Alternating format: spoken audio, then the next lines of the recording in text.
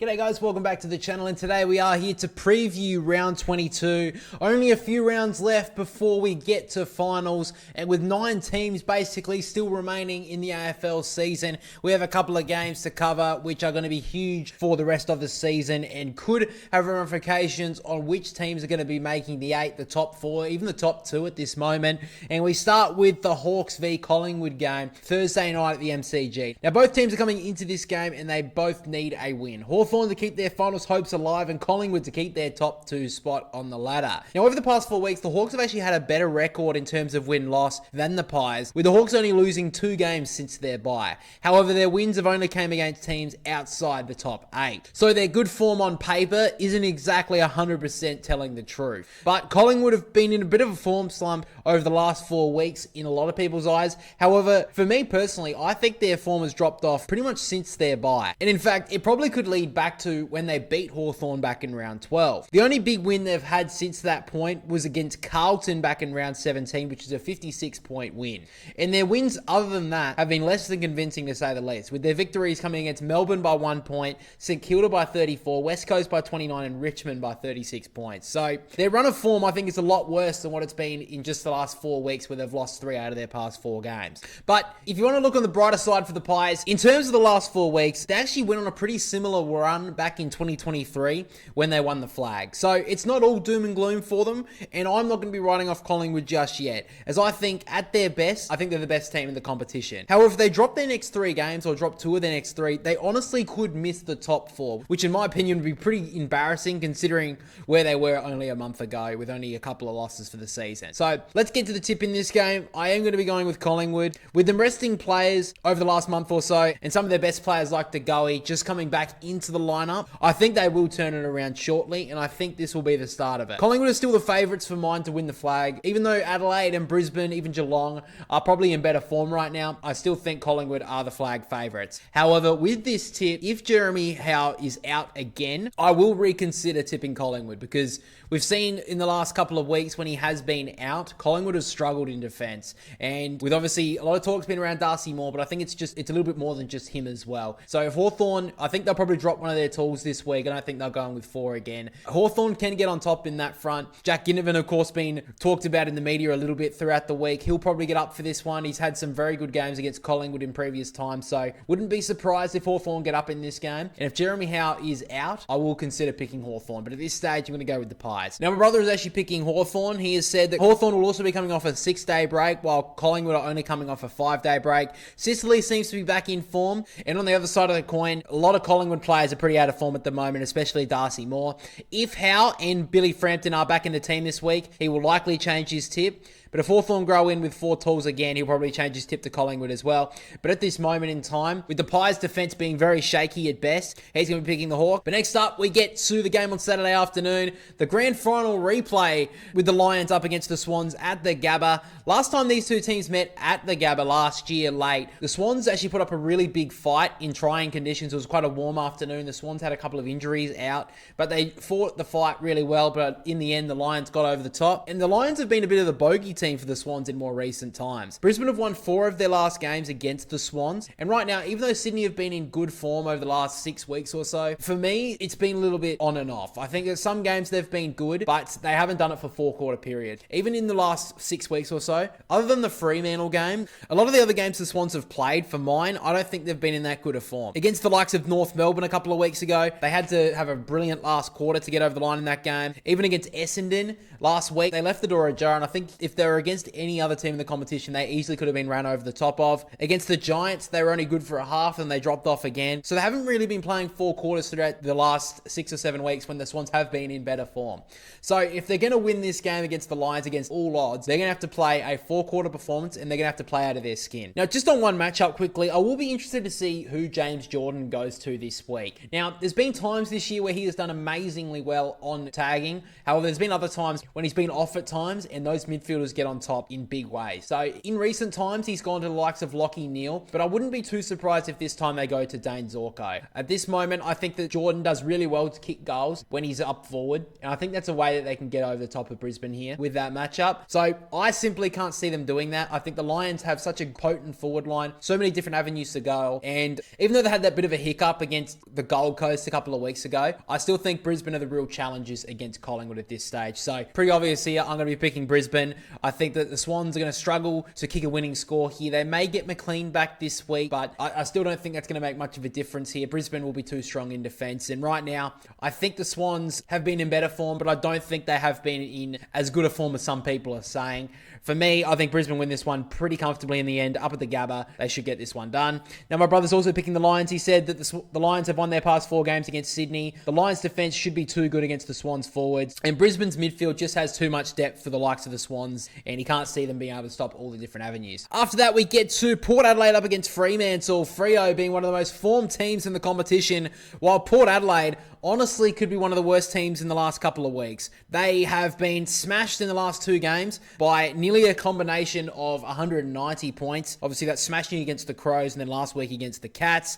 And before that point, they hadn't really been in great form either. They lost against Hawthorn in trying conditions down in Launceston. Really only just beat West Coast after a pretty poor first 3 quarters.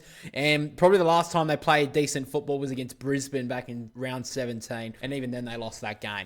So Port Adelaide, it looks like at this point, they've given up on their season. It looks like it's all they can do for Ken. Maybe they will have one more big game in the last round of the season at Adelaide Oval for the last game for Ken Hinkley in Adelaide. But right now, I really can't see a way where Port Adelaide win this game. The only thing that gives them slight hope is the fact that they're playing Fremantle at Adelaide Oval, and the Dockers have a pretty poor record in Adelaide. However, on Fremantle's point of view, they have been one of the best teams in the competition. I think since round 10, they have had the best record out of any team in the competition. They have been so good in recent times. They had a little bit of a hiccup a couple of weeks ago against the Sydney Swans where they almost stole that game. They weren't very good at all for pretty much all 4 quarters, and they still nearly won it. Basically, since round 10, Fremantle have been one of the best teams in the competition in terms of defense. They've been keeping teams pretty much under 70 points for most games. If they can do that, they win pretty much every game of football. So Fremantle have one of the best defenses in the competition, and with Port Adelaide struggling to score against some poor teams, I think they'll be able to get this one done pretty comfortably in the end for the Dockers. I know there is the point of being at Adelaide, and Fremantle have struggled there at times, but I don't think that's going to matter here. I think the Dockers get this one done. They've proved to me that they're quite a trustworthy team now. That's just famous last words, isn't it?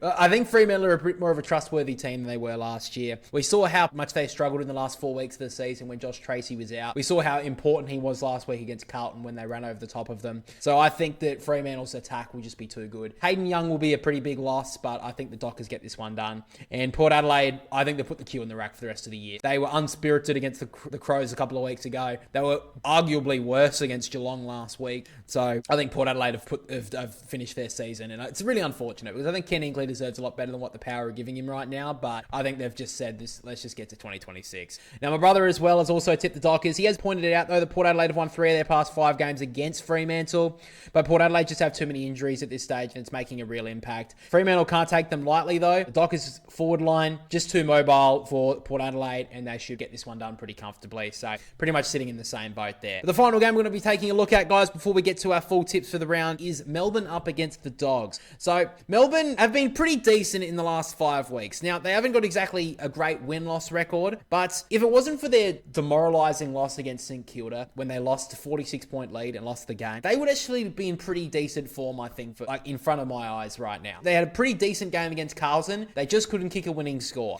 Against North Melbourne a couple of weeks ago, they won by 36 points. They kicked 119 points, which is solid. Against the Crows 4 weeks ago, they had a really good performance, just couldn't get it done in the end. And against the Gold Coast, they only lost by 20 points. So, haven't been the worst side to look at for the Demons. They look like they've moved a couple of magnets around. Petrarca's playing more forward. They look like they're trying to reinvigorate their midfield. So I don't look at Melbourne as bad as their record is. I don't think they're in as worse a form as they're playing at right now. But the Bulldogs have been one of the best attacking teams in the last, pretty much the whole season. Their percentage is 137, which is 3rd best in the competition behind the Crows and Geelong. The Dogs simply have to make finals. I know that they're not in the 8 right now, but the fact that their percentage percentage is just so high. If they don't make it, it's a huge failure on their part. Now, a lot of people would think that this is going to be an easy walkover win for the Dogs. They've been smashing teams in the bottom 10 throughout the whole entire season. Why would it be different here? Well, Melbourne, yes, they've got a couple of injuries to their defense. Lever probably not back this week. Stephen May definitely not in because of his suspension. But I think that they can get a chance. I think they have a bit of a chance, the D's. Their defense can hold. I think they've got enough magnets there to stand up with the likes of Norton and Darcy. Disco Turner's been very good this year.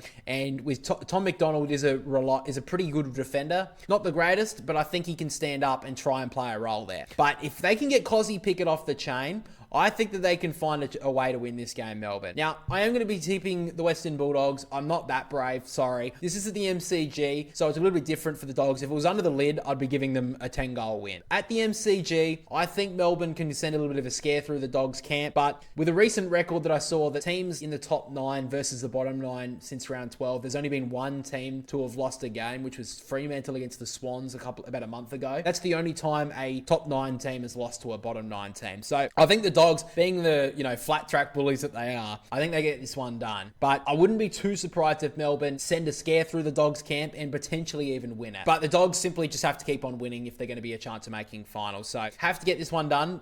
I wouldn't be too surprised if Melbourne can steal this one. But for now, guys, let's get to our full tips for round 22. So my tips are Collingwood to beat Hawthorn, Geelong to beat Essendon, St Kilda to beat Richmond, Brisbane to beat Sydney, Gold Coast to beat Carlton, Fremantle to beat Port Adelaide, GWS to beat North Melbourne, the Dogs to beat Melbourne, and the Crows to beat the West Coast Eagles. And my brother's full tips for round 22 are Hawthorn to beat Collingwood, Geelong to beat Essendon, St Kilda to beat Richmond, Brisbane to beat Sydney, Gold Coast to beat Carlton, Fremantle to beat Port Adelaide, GWS to beat North Melbourne, Dogs to beat Melbourne, and the Crows to beat the West Coast Eagles. But now let's get to our certainty tips for the week. So I've got the first pick this week. I have picked the Giants to beat North Melbourne. Of course, GWS losing to the Dogs last week. And my brother has been locked to this one. He has had to go with Hawthorn to beat the Pies. Of course, Hawthorn losing to the Crows last week. And finally, let's take a look at the tipping ladder for the channel. Now, at this stage, it does seem that Leviticus is holding the top spot, but a couple of you guys have snuck up. I didn't know that there were still people who had their joker, but a couple of you guys did, and Marcus M1010 got a 7-tip week, which isn't that great, but he's jumped up into 3rd spot. He got 14 with the joker. He's only 3 behind Leviticus with a couple of rounds to go, so he gives himself a chance. Braxton got 8 last week. He's in 135. He's still 4 behind Leviticus, so he's still holding strong. The boy from SNB is in 4th spot. Nathan jumped in front of me. He's in 5th. He got 8 with his jokers. He got 16, still 6 behind Leviticus. But with me picking a couple of roughies over the last few weeks, trying to claw back that margin, I've fallen down a bit. I've dropped down to 6th spot. I've got 132 at this stage. I told you guys a couple of weeks ago that I'm going to try and go for it. Make a couple of roughy picks, a couple of clips on TikTok and Instagram. Oh boy, the people in the comments have ripped me a new one, which, I kind of deserve, but also you guys know I'm trying to go to win this thing, but I'm too far behind now. 7 tips in 3 rounds. It's going to be tough. So looks like Leviticus is the one to beat. He's been up there for at least half this season, I would imagine. He's done really well to hold the top spot, but Marcus M can still jump in. Braxton is a chance with 4 tips behind, but at this moment, that's probably the only couple of guys that can beat him. Leviticus still holds the top spot. But guys, that's pretty much all we have for this episode of the preview to the new round. Round 22 coming up. Make sure to let me know down below your tips going into the new round, and make sure to let me know as well if you think there's any upsets. And if you guys enjoy these types of videos and you want to check out more content on the channel, then make sure to check out this video here right now.